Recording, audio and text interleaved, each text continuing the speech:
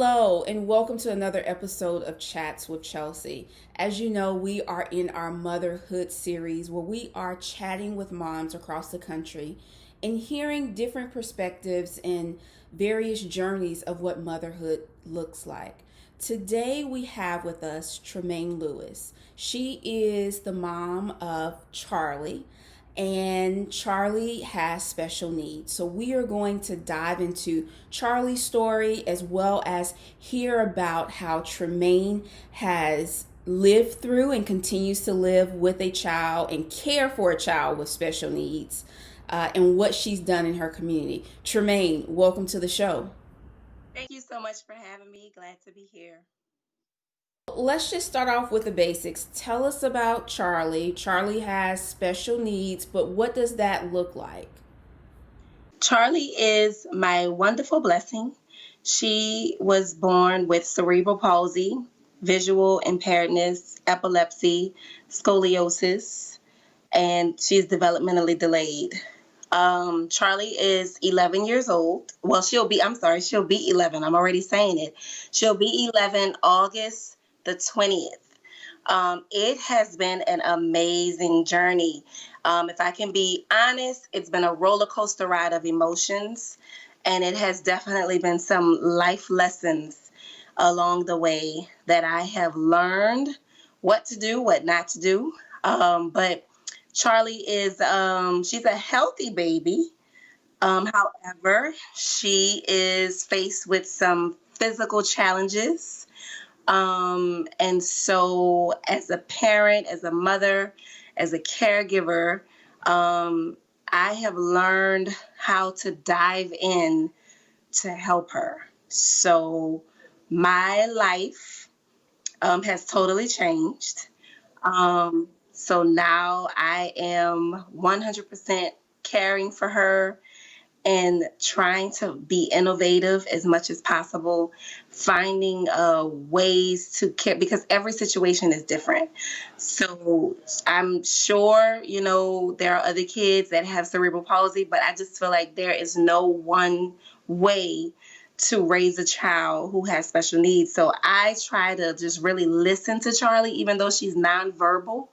I try to listen to what will help her, just by being in tune with her mood swings. And I just try to help her as best I can. It's a joy. But if I can be honest, it has led me to a string of depression. But I've learned how to overcome. And so raising Char'lee is definitely a blessing, and it definitely shapes me even more into the woman that I am today. So, you talk about depression. I know you have also struggled with suicidal thoughts in this. And as you shared, Char'lee will be 11 in August, and so what a blessing. Yet let's dive into that, Tramaine, of just how you have what has this journey looked like for you mentally, emotionally, and spiritually. So it's been rough. It has been, especially in the beginning. I feel like there are some phases to this journey, and there are definitely moments that repeat themselves, such as being depressed. What I've learned about depression is you can be sad, it can take you on a downward spiral, and you can let it consume you, or you can just have your moment and then you know how to snap out of it. So I've been on both sides. Um, I remember, like it was yesterday, in the beginning stages, Char'lee may have been about one or two. And I just didn't understand. I was just like, why is she not talking? Why are her legs always so tight? Why won't she open her eyes? I don't know if I even mentioned she's visually impaired. I don't think I mentioned that in the beginning, but she's visually impaired as well. Um, Man, I was just so depressed. And I grew up in a spiritual environment, knowing how to take my burdens to the Lord in prayer. I knew what to say. I knew what to do. I knew how to get out of my own way.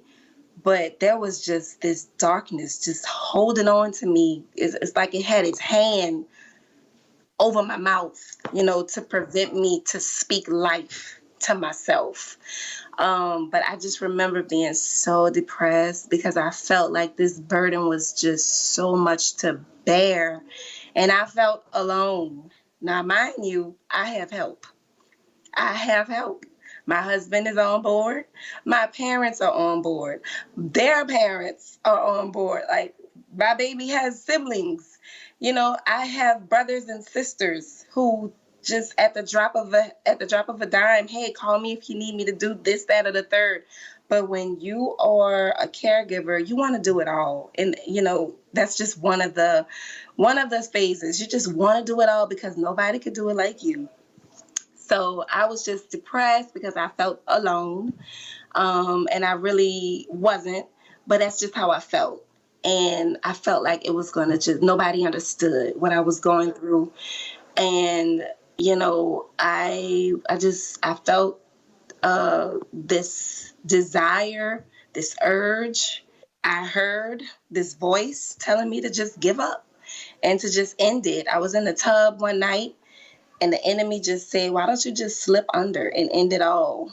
But before you take yourself out, go get your baby and take her with you, because nobody is going to raise her the way you will. Nobody's going to want to put up with her. Nobody's going to want to deal with her. You're the only one who's going to love her right. So it would be wrong for you to leave her here by herself. And that's when the Spirit of God really stepped in. That's when everything that I learned on how to pray, on how to call on Jesus, that's when it stepped in at the right time. That's when I was like, enough is enough. And I just began to do what I know to do, which was to worship. And I just began to praise God and thank God, even though I felt just real muggy. I just began to thank him. And I felt this enormous amount of strength come over me, because I also began to ask God for help. I asked him to help me stop to not be weak and to not give in to suicidal thoughts. And he did. And not only did I overcome myself, I grabbed my child. I got up, I grabbed my child, and I just began to pray for her healing, pray for a miracle, and just, that did something to me. It sparked a movement in me, because it took me from feeling hopeless to feeling hopeful. And so I just really want to help other people get across that bridge of wanting to just give up. There's victory on the other side, but you got to fight. You have to fight. This, it can grip your mind so that you feel like you're just in this tunnel all by yourself. But there is not just light at the end of the tunnel. There's light while you're walking through the tunnel. So people need to know how to find that light and how to cut that light on. And so that's what I want to do with other caregivers. I want to show them where that light switch is, because if I can come through it, I know that they can too. And it's not to say that it's going to always be, once you come through one time, you won't face another dark spot. Oh, you're going to face it, but you're not going to let it knock you out. You might lose your breath a little bit, but it's not going to knock you out. And so just having the tools and having techniques and knowing how to navigate through those obstacles is what I want to share with other caregivers. As we're specifically diving into your story today, I think what is so powerful and what you've just shared is, as you walk through depression, one, it's the reminder that for some folks, it is not a one-time thing, and especially in roles such as yourself as a caregiver. But I loved, as you walked us through your story, the biblical principles that you outlined. The Word of God says to think ourselves happy, right? The Word of God tells us to seek Him, right? And He'll be there. Draw nigh unto Him, and He'll draw nigh unto you. And the reminder to us and to moms that in those moments of depression, that the Lord is ever present, that the Lord was right there with you in that tub while the enemy was speaking his lies, his deceptive, things to you, that God was there, life was there, and purpose was there. And so just so grateful to hear you share that. I know that it will bless, moms. And so when you think about your spiritual journey, so you've used your faith with Jesus to overcome depression. What is it like on a daily basis for you spiritually to stay full of hope and full of joy? I have to start my day off thinking happy thoughts, thinking thoughts of gratitude and being thankful and being grateful. I have to. If I don't start on that full tank of prayer, then my day is really going to be dizzy. Like, I'm not going to be able to have the strength that I need to get through.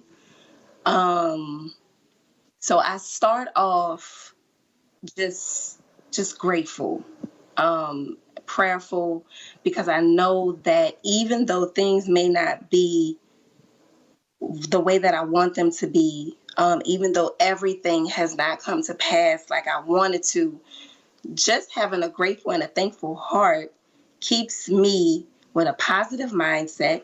It keeps me hopeful. It keeps me focused. And it keeps me connected to the King. So as long as I stay in the closet of prayer, I can face whatever comes my way with Char'lee, because that's where my strength comes from.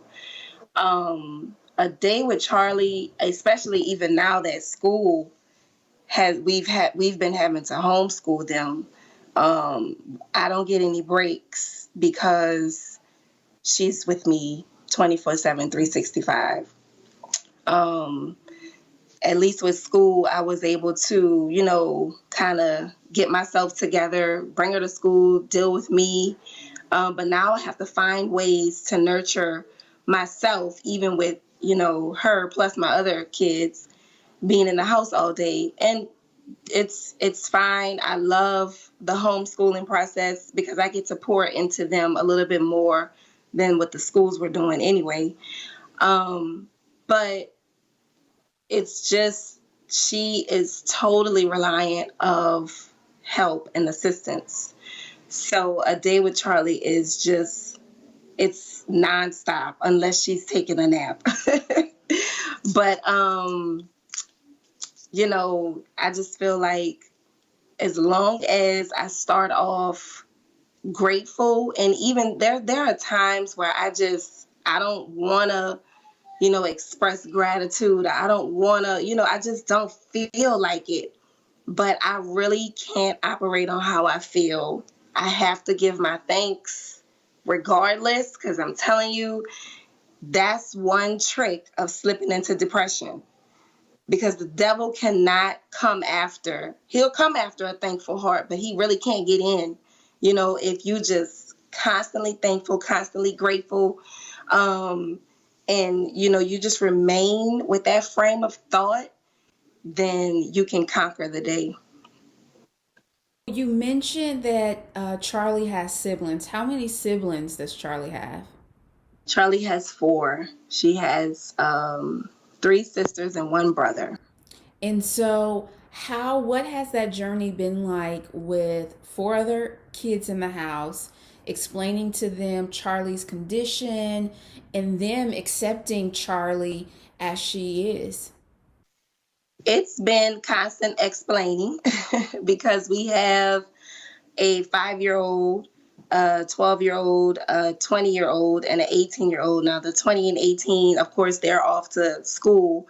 But the 12-year-old that's at home and my 5-year-old, more so my 5-year-old, she asks a lot of questions, because my 12-year-old, he kind of, I've gone through the phase of repeating myself, what her condition is. And so now he's just on the, what can I do to help? And, how to spend time with her, because I definitely want to make sure that my children know how to be a great sibling to their sibling who has special needs. So we do this little thing called Tutor Time. Her nickname is Tutor. We call her Tutor. So we do tutor time, and they get to be around her and feed off of her energy, and they get to pour into her. But of course, it does hurt a little bit when my 5-year-old, whose name is Chloe, she'll ask, well, why can't she do this, or why can't she do that? Or, when is she going to be able to do this? So what I'm training her to say is, one day Char'lee will be able to walk, or one day, because at one point she was saying, Char'lee can't walk, or Char'lee can't, or, it would always be Char'lee can't. And I would always tell her, no, we don't say Char'lee can't. We say Char'lee doesn't do it yet. And so that's in her vocabulary now, to know that it's not happening now, but one day it will. And so just to train them to not put limitations on her, even though they see physical limitations, I feel like it's okay to for them to know that, you don't get to have a final say on what she can or can't do. That's not our calling.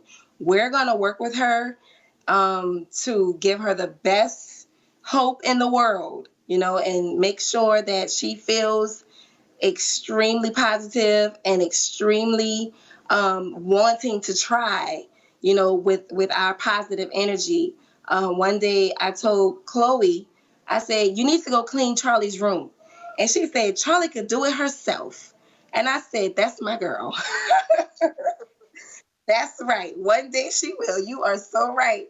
But that's the mindset that I want them to have. I want them to feel like she can do it. But since she's not doing it now, we're going to assist her. So it's just a teaching process. All I'm doing is showing them how to treat her, so others will know how to treat her as well.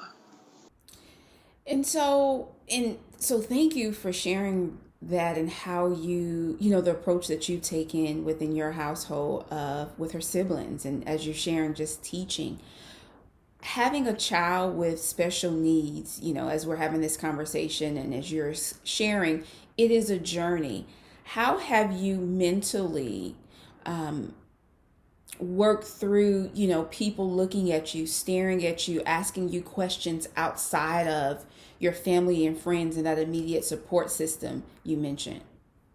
So in the beginning, I had an attitude, especially when strangers would stare or just ask, what's wrong with her? It was just like, oh my God, do you even know me? So I just began to not project, because I was angry. I was angry that she was this way. So when people who I didn't know would come in my personal space and felt that they needed answers, I was a bit snappy. I remember this guy wanting to know, was she okay? And what was the underlying issue? And I was like, why? What is it to you? You gonna pray for her? Are you gonna help me in some way? Like when we leave, we were in a grocery line. When we leave, you gonna put your bags in your car. I'm gonna put my bags in my car. How is the information about my child gonna help you? You're just being nosy. And of course, he just stopped talking. But but I say, you know what? At the end of the day, I'm a child of God, and people are going to be people. So what I started doing was just accepting her condition, and understanding that although I'm not obligated to give people a 2-page dissertation on what's going on with her underlying medical condition, I don't have to be so rude. So, but that was because I wasn't in a good place. So mentally, what I started doing was, and this turned my caregiving game completely around. And this is what I really want to share and help caregivers understand. You got to take care of you. If you don't take care of you, you are a detriment to your child. And I mean, I care for my child, but I don't want to do it to the point where I'm sacrificing my own health, my own nurturing, my own benefit. I don't want to not ask for help. So once I begin to take time out to just breathe, I mean, little bitty things. I started off with just going to sit on the front porch for like 15 minutes. Huge difference. I stopped caring for myself for a minute. I stopped getting my hair done. I stopped getting my nails done, my feet done. I stopped just trying to look my best because I felt like, for what? I'm lugging around a wheelchair. I'm lugging around a 4-year-old who's still in my arms. I just felt like she's always attached to me. What do I need to look good for? And I remember my husband asking me one day, he was just like, you want to make a hair appointment? And I was just like, oh, it hit me. He's starting to see I'm drifting because, that was a big deal. But when Char'lee came along, I just slowly but surely started to not really care about how I looked. So I got back to that. And when I got back to that, and I started investing in me more, taking those girl trips, because I wouldn't leave her. I would not leave. I would be 24/7. I'm not going anywhere, hanging out with friends. I got a child who need me 24/7. And I just wouldn't take the time to do it. Once I started doing it, I was 10 times better at caregiving. And I came up with these ideas to actually help Char'lee. Char'lee is considered nonverbal. But once I started pouring into me, my mental state, my health, what I like, things that I need to do to make me feel good, I began to get more innovative about caring for Char'lee. I began to come up with ideas. Like I started tapping into my arts because I love music. I love acting. I love writing. I began tapping into all those things to make it work for Char'lee. So I've written songs to help Char'lee say words. I've written songs to help her sit up. I've written songs to help her stand because she's motivated by music. This is how I know she is my child. She loves music because I used to think they switched my baby at birth. This is not my child, but she loves music. And she is something just sparks when she hears my creative energies pour into her education, and she uses that to become more alert and to become more verbal and to become more aware and to just, it helps her feel included.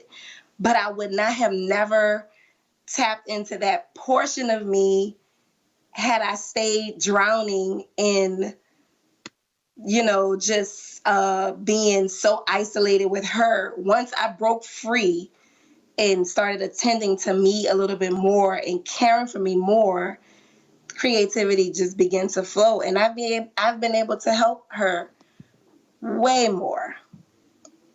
So beautiful. And thank you for sharing some of the things that you've done to take care of yourself. Yet what, I believe many of the moms can take away from that is, a tip from you, which is invest in yourself, make it happen. And then the other thing I think you said that is just it's powerful is that as a caregiver, you can get away, right? Because that can be a part of that downward spiral from, depression, the suicidal thoughts of feeling that it is all on you and that you're the only one. Even as the enemy spoke that in your ear as you were laying there in that tub, that you're the only one who can care for her in that way, which there is a piece of that in that there is a special way that you care for your child, yet there are others who can help you care for your child. So as we close up, Tramaine, tell us about the foundation you started and what you're doing with Char'lees Cure Foundation. So Char'lees Cure Foundation is near and dear to my heart. It is an organization designed to care for the caregivers. Our focus is so much on the child, which is an essential focus. But the person that is caring for the child needs to be healthy so that the child can get the best care. And my ultimate goal is to make sure that my daughter lives her fullest life, whatever that looks like. If this is her limits, then, to God be the glory. If God says, you know what, I'm not going to open her eyes, I'm not going to cause her limbs to walk, to God be the glory. But we're going to live it up, right? But the only way I could get there is if I'm living it up too. I need the spa days. I need the getaways. I need the me time. I need to feel good about myself so that I can pour all that energy right back into Char'lee, because she feels everything. She feels when I'm happy. She feels when I'm sad. Char'lee know when I'm sad. Char'lee will just, if I'm in a bad mood, Char'lee in a bad mood, because she can feel it, because I have an attitude. I don't want to be bothered. I'm sharp. I'm short. And so everybody feels that energy. If the mother and the wife in the home, they set the tone. So if I'm on the 10, the whole house on the 10. So I try to make sure that I keep that level peacefully so that my entire house can be peaceful. But in order for that to happen, I need to do what I need to do for me so that I can pour all of that peace into Char'lee and she can live her absolute best life. It's so important not to feel like the only hat as a woman and as a mother that we're going to wear is a mother hat, and that's how I felt for so long. I felt like this is it. When I had Char'lee, everything went down the drain for me in my head. I was working on my music. I was working on an album. I wanted to go back to school. But when I had Char'lee, that just went down the drain because I felt like immediately, this is impossible. When that doctor read me that laundry list of medical issues, immediately I said, my life is over. It's all about her now. But when I began to turn my thing around, my destiny around, I made up my mind. It was just a matter of making up my mind. And when I made up my mind, I realized I could do whatever I put my head to with a daughter with special needs. I could do it. And so I decided to go back to school. I got my degree and I graduated this summer in 2019. Thank you. And I finished that album. And I've done a host of other things with a daughter with special needs. And it was all a matter of making up my mind to do it and pulling on the resources that were around me and asking for help, not feeling like something is wrong with asking for help. I think that's the biggest thing that a caregiver faces. We don't want to ask for help. We just feel like we're going to be a burden to somebody. And I got over that, for the most part. I can honestly say I used to deal with that a lot. But now, there's a small percentage of me being hesitant of asking somebody for help, a very small percentage. But I rely on the people who I know I can count on. If they say, hey, I'm here for you, I'm going to take you up on it, because I know that what's important is that I keep me healthy, because I got to be around. I got to be around for Char'lee. So I got to eat right. I got to drink right. I have to, do what I have to do to take care of me, live right, stay in line with the vine, and make sure that I'm here for her, because taking care of me is the best thing that I really could do for her. So that's what our organization is about. We get together, we go eat out. I have a dream of one day taking a busload of women on a shopping spree to get manis and petties, and just doing things for us so that they can feel really, really good. And, I have done a seminar, a luncheon, where we had someone come in and just pour into us, just positivity, people who have gone through it, people who are going through it, people, that are speaking to other mothers from a caregiver's perspective. So just to get that time to get built up and to go right back out in the field, that's what Char'lees Cure Foundation is all about. And a lot of people ask me, well, what cure are you looking for? And I'm like, we already have the cure. Like, Char'lee is the cure. Char'lee cured me. Char'lee cured me. I was just this person who was just going through all of these, just attaching myself to any wave of life that I could.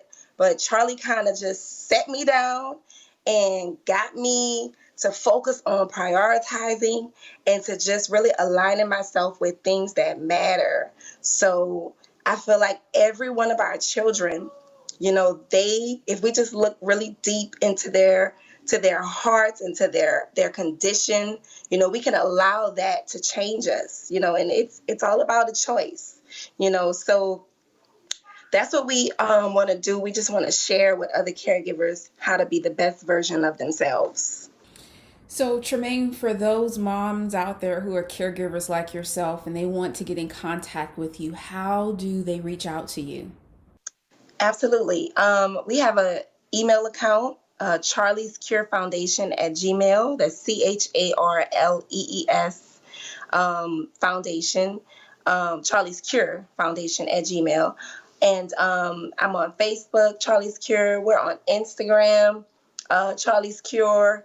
And I love interacting with people on social media, just encouraging them. I'm just so grateful for social media. It's just another platform to really just talk and spill my heart on what's going on with my day and just share and uplift another mother.